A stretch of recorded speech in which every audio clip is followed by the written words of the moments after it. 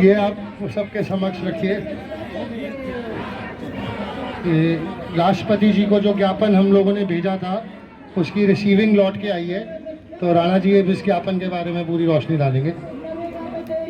नमस्कार भाइयों, सभी जिंदा आदमियों को, जिंदा भारतवासियों को मेरे दिल से सलाम। ये जो लड़ाई है वाहनों की, ये वाहनों की लड़ाई शुरू कैसे हुई है थोड़ा वो बताता हूँ आपको, और कैसे ये चली यहाँ तक पहुंची।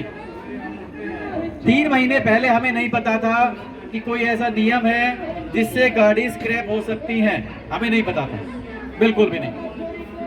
3 महीने पहले अजय भाई ने बताया कि उनकी गाड़ी उठाई गई। तो जब गाड़ी उठाई गई तो उन्होंने मुझे कहा वकील साहब ऐसे ऐसे हुआ है।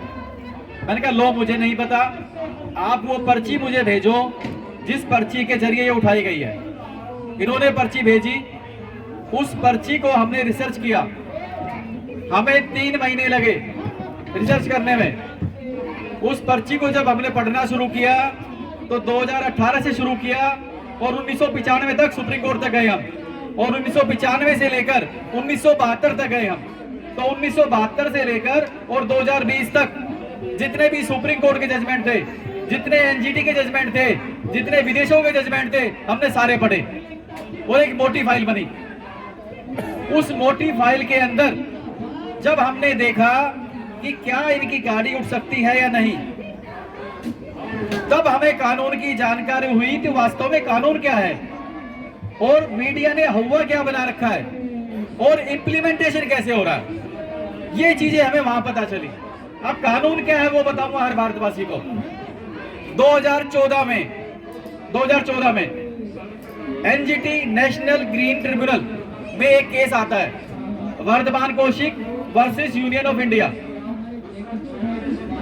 और इस केस में 26 नवंबर 2014 को एक डिसीजन होता है। डिसीजन सुनने की जरूरत है हर भारतवासी के लिए।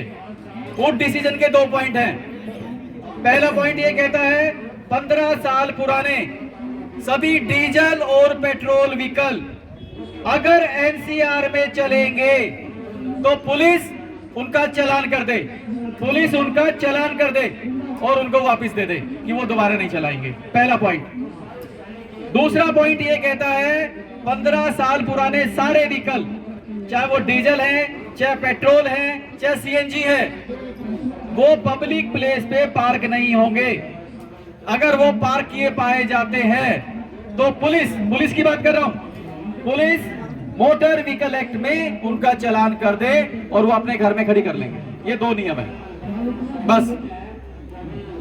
उसके बाद 2016 में एक डिसीजन और आता है जो पूरे मीडिया में गलत तरह से फैलाया गया है। क्या डिसीजन आता है? सभी डीजल व्हीकल जो 15 साल पुराने हैं, डीजल व्हीकल की बात कर रहा हूं जो 15 साल पुराने हैं और BS1 और BS2 है, सिर्फ उन व्हीकल्स को अगर पुलिस जब्त करती है तो उनकी एनओसी नहीं दी जाएगी, उनको स्क्रैप किया जाएगा। आप नोट करें, 15 साल पुराने डीजल व्हीकल BS1 BS2 उनको स्क्रैप किया जाएगा बस।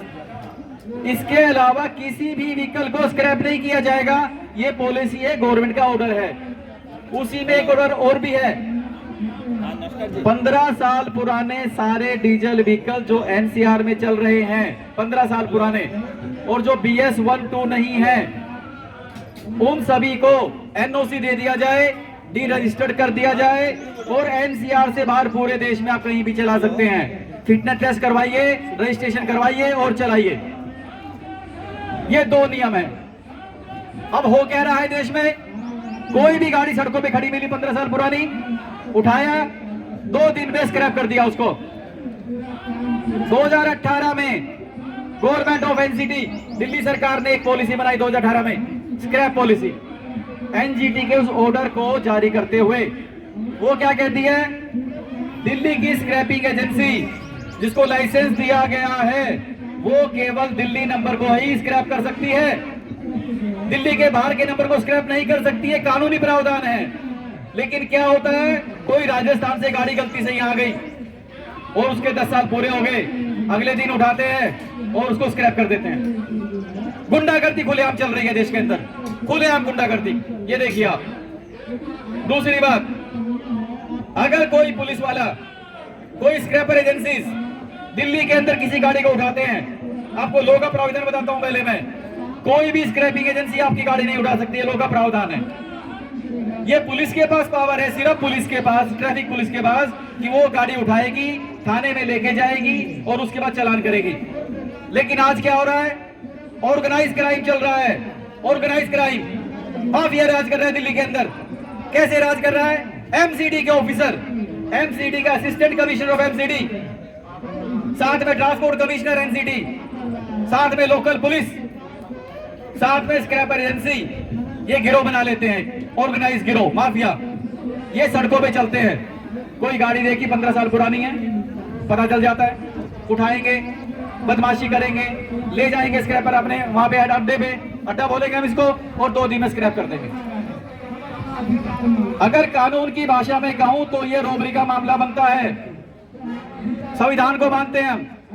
संविधान की भाषा में कहूं, भारतीय पिनल कोड में कहूं, भारतीय दंड संहिता में कहूं, तो ये रोबरी का मामला बनता है। और सीधा सीधा रोबरी का लूट है ये, क्योंकि अनऑथराइज पीपल अनऑथराइज वे से आपकी प्रॉपर्टी को उठा के लेके जा रहे हैं, तो पूरी तरह लूट का मामला है। अब आप कैसे बचाएं अपने आप को? इसी कानून में, भारत सरकार के कानून में ही आपको पावर दी गई है, लेकिन ये किसी को पता नहीं है। आपकी संपत्ति जो कानूनी तौर से आपकी है, जो संपत्ति कानूनी तौर से आपकी है, अगर गैर कानूनी तरीके से कोई उसको खत्म करना चाहता है, चाहे वो सरकारी अफसर ही क्यों नहीं है, तो उसको बचाने का अधिकार आपके पास है। हल्का बल प्रयोग आप कर सकते हैं। अगर वो मार पिटाई करता है आपके साथ, तो आप भी उतनी मार पिटाई कर सकते हैं जितनी वो करता है। अगर वो बदमाशी करता है, तो आप भी बदमाशी कर सकते हैं। हमारे कानून में प्रावधान है, ये इंडियन पिनल कोड में, जनरल एक्सेप्शन ऑफ आईपीसी, जहां आपको अपनी रक्षा का अधिकार दिया गया है। लेकिन ये बदमाश क्या करते हैं? आपकी जानकारी का या अज्ञानता का फायदा उठाते हैं, गिरोह बन के आएंगे, गाड़ियां उठा के ले जाएंगे।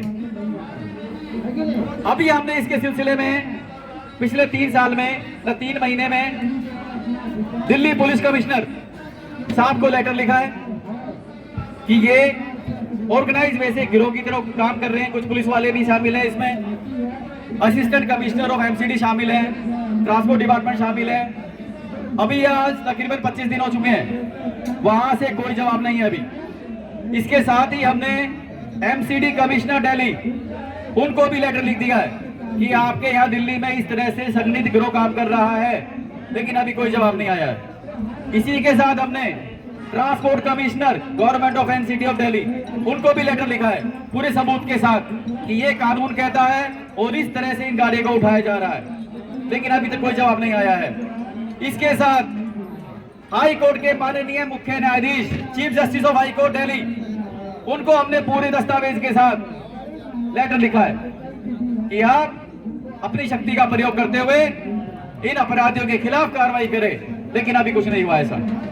मजबूरी में आज हमें यहाँ आना पड़ा है और हम राष्ट्रपति महोदया को आज ज्ञापन दे रहे हैं। हमारे साथी ज्ञापन दे आए हैं सारे सबूत के साथ, उसमें हमने सारे सबूत लगाए हैं। ये लड़ाई यहाँ नहीं रुकेगी हमारी, ये शुरुआत है। इसके बाद अगर कोई एक्शन नहीं होता है इन क्रिमिनल्स के खिलाफ, इन ऑर्गेनाइज क्रिमिनल के खिलाफ, इन माफिया के खिलाफ, इन गिरोहियों के खिलाफ, तो अब संविधान का आर्टिकल 51 हमें क्या शक्ति देता है वो आपको पता होना चाहिए भारतवासी को। हमारे संविधान में हर जगह हमारे अधिकार दिए हुए हैं। कहीं शिक्षा का अधिकार है, कहीं बात करने का अधिकार है, कहीं ये अधिकार है, कहीं वो अधिकार है। लेकिन आर्टिकल 51A एक ऐसा आर्टिकल है जो आपका ड्यूटी निर्धारित करता है, कर्तव्य निर्धारित करता है। यही एक आर्टिकल है ये, और जहां कर्तव्य है वह अधिकार भी होता है। तो अब हम अगर ये कार्रवाई नहीं होती है तो आर्टिकल 51 का इस्तेमाल करते हुए ये जितने भी क्रिमिनल्स ऑफिस में बैठे हैं इनको अरेस्ट करेंगे हम। आर्टिकल 51 में अरेस्ट करेंगे हम इनको और इनको जनता जेल में डालेंगे। ये संविधान हमें शक्ति देता है। ये बात इस जनता को पता होनी चाहिए। आर्टिकल 51 में हम अरेस्ट वारंट जारी करेंगे इनका और ये ऑफिसर्स को पकड़ के जेल में डालेंगे। ये पावर है संविधान की, इस जनता को इस संविधान के बारे में पता होना चाहिए। और ज्ञापन की बात करता हूं मैं, हमारे साथ पिछले 3 महीने से 15 या 20 साथी हमारे लगातार हर जगह हर मोड़ पे हमारे साथ काम कर रहे हैं। हमारे अमित जी हैं, कंधे से कंधा मिलाकर काम कर रहे हैं हमारे साथ। तो अभी राष्ट्रपति भवन में वो ज्ञापन देके आए हैं।